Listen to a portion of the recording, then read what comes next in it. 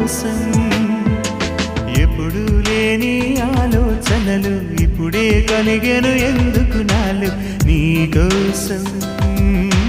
నీకోసం ఈ లోకమిలా ఏదో కలలా